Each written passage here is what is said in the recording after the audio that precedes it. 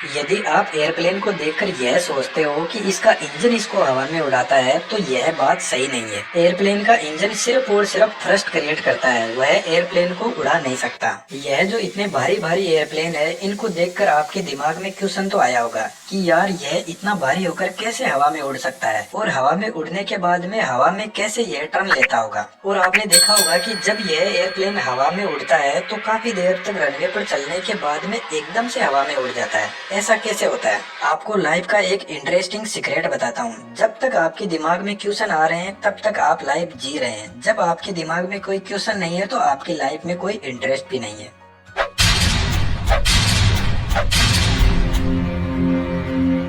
आज के जो मॉडर्न एयरक्राफ्ट है जिनका वजन 400, 500, 600 टन तक होता है और यह इतने भारी वजन को लेकर आसानी से उड़ जाते हैं, लेकिन इनके पीछे जो इनकी उड़ने की प्रोसेस होती है वह बहुत ही कॉम्प्लेक्स प्रोसेस होती है, और जो पायलट होता है उसकी बहुत ही ज्यादा रेस्पॉन्सिबल जॉब होती है एयरप्लेन में।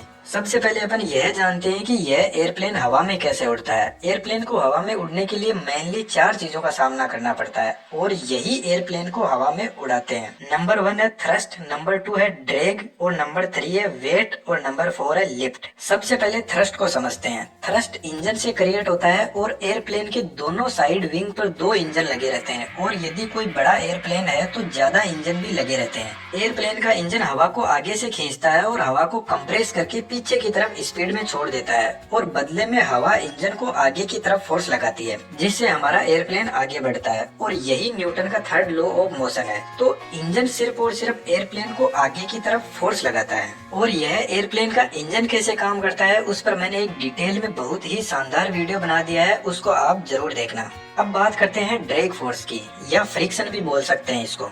जब आप अपनी कार से ट्रेवल करते हैं और कभी कार की विंडो से यदि हाथ बाहर निकालते हैं तो आपके हाथ को एक फोर्स फील होगा जो हवा का फोर्स होगा, और यह आपके हाथ को पीछे की तरफ ले जाने की कोशिश करेगा। लेकिन यहाँ पर जो हमारी कार है उसका थ्रस्ट ज्यादा होता है और हमारा हाथ भी मजबूत होता है, तो हम कार के साथ में चलते रहते हैं। लेकिन सोचो यदि हमारी कार की स्पीड 3-4 हजार किलोमीटर पर आवर है, तो उस कंडीशन में यदि अपन कार से हाथ बाहर निकाले तो हवा का इतना ज्यादा ड्रैग फोर्स लगेगा कि हमारा हाथ टूट जाएगा। और ऊपर से यदि इतनी स्पीड में कार चल रही है तो उसमें आग भी लग सकती है, क्योंकि आपने देखा होगा कि जब कोई एस्ट्रॉइड टूटता है तो जब वह हवा में स्पीड में ट्रेवल करता है तो फ्रिक्शन की वजह से उसमें आग लग जाती है और वह हमें चमकता हुआ दिखाई देता है। तो ऐसा इस एयरप्लेन में भी हो सकता है। तो एयरप्लेन का स्ट्रक्चर एरोडायनामिक्स टाइप में बनाया जाता है ताकि जो एयर का ड्रैग फोर्स है उसको कम किया जा सके और उसमें आग भी ना लगे। अब बात है वेट और लिफ्ट। वेट होता है एयरप्लेन का वेट, और लिफ्ट होता है जो एयरप्लेन को हवा में लेकर जाता है।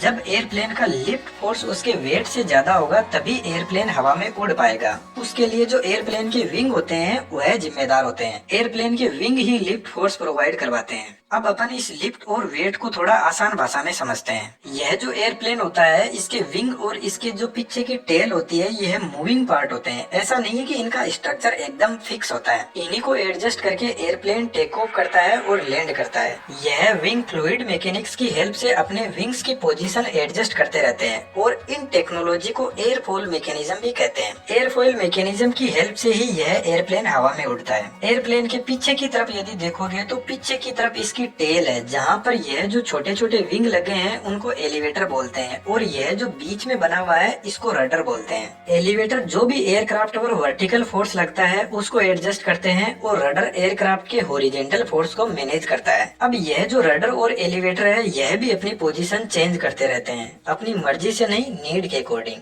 अब यह जो एयरफॉइल मैकेनिज्म है जो इस एयरप्लेन को हवा में उड़ाता है इसको थोड़ा सा समझ लेते हैं। देखिए, जब एक एयरफॉइल हवा में उड़ता है तो वह लिफ्ट फोर्स प्रोवाइड करता है। इस एयरफॉइल का स्ट्रक्चर देखिए। इस एयरफॉइल के आगे और पीछे के हिस्से को स्लेट और फ्लैप बोलते हैं, और यह स्लेट और फ्लैप अपनी पोजीशन जरूरत के हिसाब से एडजस्ट करते रहते हैं। यदि इस एयरफॉइल को आप सही से देखोगे तो सामने से जो हवा आ रही है उसको यह पीछे की तरफ से नीचे की तरफ दबा रहा है। तो जो भी हवा इस एयरफॉइल के नीचे होगी उसका प्रेशर ज्यादा होगा, और जो हवा इस एयरफॉइल के ऊपर होगी उसका प्रेशर कम होगा। अब यह जो प्रेशर का डिफरेंस है ना, इसी से एयरप्लेन को ऊपर फोर्स लगता है। जब हवा का प्रेशर ऊपर की तरफ कम है तो यह एयरक्राफ्ट ज्यादा प्रेशर से कम प्रेशर वाली साइड की तरफ जाएगा, और इसी तरीके से इस एयरफॉइल मैकेनिज्म से जो एयरक्राफ्ट के विंग होते हैं उन पर ऊपर की तरफ लिफ्ट फोर्स लगता है। वैसे यह एयरफॉइल मैकेनिज्म थोड़ी सी कॉम्प्लेक्स फिजिक्स का कंसेप्ट है जिसको कभी और वीडियो में समझेंगे। अब अपन इसकी टेक ऑफ की प्रोसेस को समझते हैं कि जब एयरप्लेन हवा में उड़ता है तो उसके अंदर क्या क्या होता है। सबसे पहले एयरप्लेन को हवा में उड़ने के लिए जो भी इसके इंजन है उनकी पावर को बढ़ाया जाता है, यानी इंजन थ्रस्ट को इंक्रीज करता है तो एयरप्लेन रनवे पर आगे बढ़ने लगता है। तो जब एयरप्लेन अपनी प्रॉपर स्पीड में आ जाता है,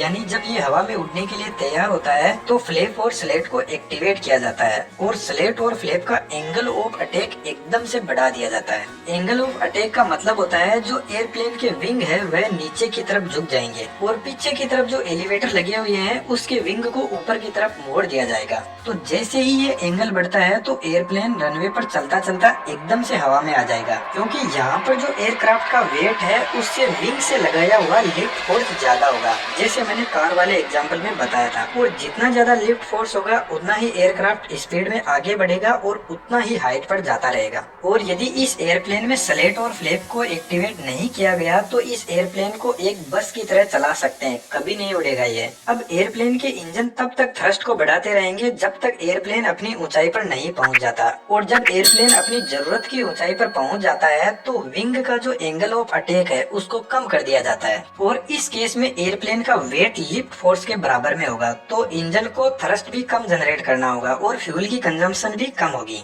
एक बार जब एयरप्लेन रनवे से हवा में आ जाता है तो एयरप्लेन अपने टायर को भी अंदर छुपा लेता है ताकि जो हवा का ड्रैग फोर्स है उसको कम किया जा सके। चलो अपना एयरप्लेन हवा में तो उड़ गया सक्सेसफुली, अब बात आती है यह हवा में टर्न कैसे लेता है। देखिए यह भी एक गजब की साइंस है। दो तरीके हैं एयरप्लेन को हवा में टर्न लेने के लिए। पहला, यदि हम पीछे की तरफ यह जो रडर लगा है उसको यदि एडजस्ट करे तो एयरप्लेन टर्न ले सकता है, लेकिन इस कंडीशन में जब एयरप्लेन टर्न लेगा तो जो भी इसके अंदर पैसेंजर है उनको एक साइड में धक्का लगेगा। तो फिर ऐसा क्यों किया जाए, यहाँ पर तो हवा है, हम जैसे चाहे वैसा टर्न ले सकते हैं और यह प्रैक्टिकल मेथड भी नहीं है। तो इसके लिए पायलट एक दूसरा मेथड यूज करते हैं। इस तरीके में एयरप्लेन के विंग है उनको एक को नीचे की तरफ कर दिया जाता है और दूसरे को ऊपर की तरफ कर दिया जाता है। जब ऐसा किया जाएगा तो एयरप्लेन ऐसे तिरछा हो जाएगा। अब इसमें दिक्कत यह आती है कि जब एयरप्लेन इस पोजीशन में होगा तो एयरप्लेन के एक विंग पर तो ज्यादा फोर्स लगेगा और एक विंग पर बहुत कम फोर्स लगेगा, और एयरप्लेन का जो फोर्स लगेगा वह भी वर्टिकल नहीं होगा, ऐसे थोड़ा तिरछा ही हो जाएगा। तो इसको मेंटेन करने के लिए पीछे की तरफ जो रडर है उसकी पोजीशन सेट करके जो एयरप्लेन के विंग पर प्रेशर कम ज्यादा हो रहा है उसको मैनेज कर लिया जाता है और फिर एक सक्सेसफुली टर्न ले लिया जाता है। और यह सब पायलट मेंटेन करता है इन सबको कॉकपिट के अंदर से, जो एक बहुत ही रेस्पॉन्सिबल टास्क है। अब जब इस एयरप्लेन को लैंड करवाना होता है तो इंजन के थ्रस्ट को कम कर दिया जाता है। तो जैसे ही इंजन का थ्रस्ट कम होता है तो एयरप्लेन धीरे धीरे नीचे आने लग जाएगा। इस केस में एयरप्लेन का लिफ्ट फोर्स एयरप्लेन के वेट से कम होगा।